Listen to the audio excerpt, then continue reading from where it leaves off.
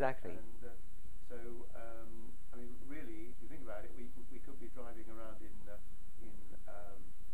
electric vehicles, and they could be burning the gasoline very efficiently on the power station. Absolutely. Well, I mean, you've got to remember that it was Rockefeller who instructed Henry Ford to stop building electric cars in 1896. Yes. Yeah, in fact, the electric car technology was actually ahead of the internal combustion engine. But the Rockefellers needed, obviously, to. I mean, they were moving from railroads into oil, and the Rockefellers were buying up the electric tramways in all of the cities to force people, having created suburbia. Yes. And given people the means to travel into downtown on the electric tramways, they then bought the tramways and pulled the plug on the transport system, forcing people to effectively invest in a personal transportation system, the car, the internal combustion engine, and obviously to buy their gasoline. Now, lean burn technology, which you've just described, has been around for certainly 40 years. I mean, let's think about it. In the 1960s and 1970s, the average family car, would return probably somewhere around about 30 miles a gallon. Okay. Today, the average family car returns around about 30, 35 miles per gallon. There are a few cars that give a higher return, but there are many who give a lower return, and the diesels as well. But in reality, it's a fraction of what is possible with the application of lean burn technology, coupled with computer management systems, coupled with alternative means of recharging the battery. Of course, by running the alternator from a belt, we're putting extra load on the engine, which is increasing the fuel consumption. Why don't we have air-driven, the cars moving forward? Why don't we have turbine or solar panels? I mean, there's so many aspects of this which go to demonstrate that the requirement is to sell hydrocarbons, and every £1.15 that you and I are paying for a litre of fuel for our vehicles, 72 pence is taxation. And when the oil price hit $147 a barrel, and was pushing up towards $147 a barrel in July of 2008, in the 3 months of April, May and June, the British government made an extra £15 billion in taxation revenues purely because of the higher price that was being charged at the pumps.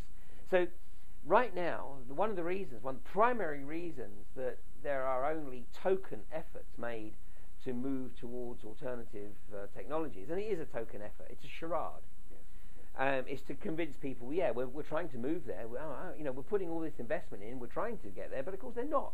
They're actually trying to make sure that they know what the threats are and effectively shut them down, so that we obviously keep this massive hydrocarbon exploration and production infrastructure occupied around the world, and secondly, we provide Western governments with the means to get very significant chunks of revenue out of the taxpayer indirectly through making them pay this enormous amount on taxation and fuel. By way of a purchase tax. Yes. Exactly. I mean, it goes to show, doesn't it, the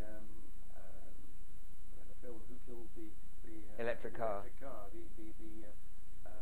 EV1, which was when you watch that film, it was a marvellously successful vehicle, but General Motors discontinued it completely. Well, not only that, but the company, the very small company that was building the batteries, was forced into administration and then bought out by General Motors. And what's interesting is here we are, I think, some almost 15 years on since the EV1 project, and even now, electric cars are only made available on lease. You cannot buy an electric car. You can buy a hybrid. What about the Teslas? I mean, the Tesla Sports, and that's probably I mean, that's an independent company. Exactly. They're a small manufacturer. It's a different ballgame. As you rightly say, I mean, the large manufacturers, they're being very crafty. Yeah, Peugeot and Citroën, well, it's the same company, of course, but the French motor industry is about to introduce a electric vehicle, but it will only be available on lease. But this is all part of the charade to convince the public that there are moves to move away from hydrocarbons. Yes. There are not. No, exactly. This is all a game to keep the hydrocarbon-based economy alive for as long as possible. I mean, the only way we're going to move away from it is for somebody to develop something, keep it to themselves, and then produce the manufacturing plans, make it so that it can be built by a complete idiot, i.e. me, and put it on the web. Yeah. And so that it becomes viral and it's impossible to stop. Exactly.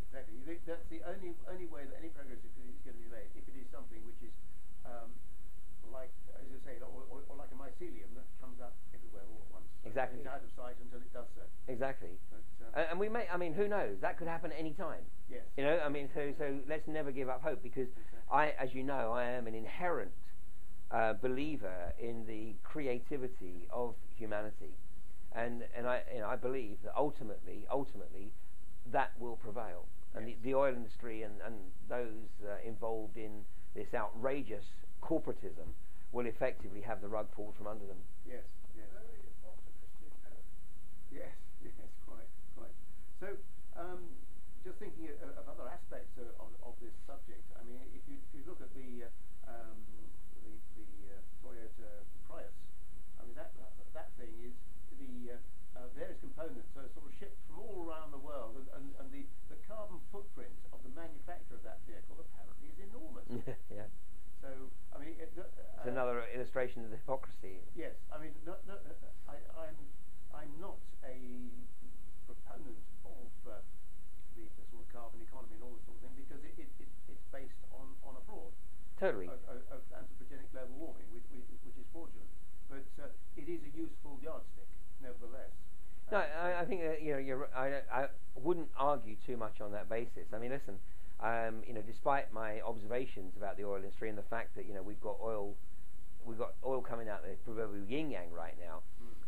Okay, some of it is going to be challenging to extract, particularly that around the Lomonosov Ridge of the Arctic.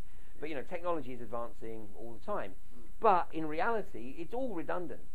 Because there are other technologies exist today which could replace the hydrocarbons. But of course, there's a desire to keep this massive hydrocarbon infrastructure in place. We haven't talked about the aero industry, the airlines and so on, because of course I was, as many of us were, enormously impressed by the wonderful clear blue skies that occurred after the Icelandic volcanic eruption, and all the flights were grounded.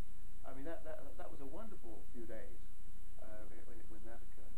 And when you look up at the sky and you see all this haze, which in actual fact is put up by aircraft, and then of course we get into another subject, which is chemtrails. Yeah, absolutely.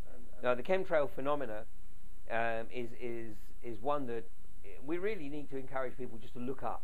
Yes. Because the vast majority of people are sort of just so focused on either ground or where they're going, they don't look up. And what is happening is that there is an increasing amount of artificial cloud coverage preventing natural sunlight coming through onto the planet. And if this was benign, then obviously the questions that are asked of governments would be answered frankly and factually. The fact that they are not is what gives us great cause for concern. Exactly.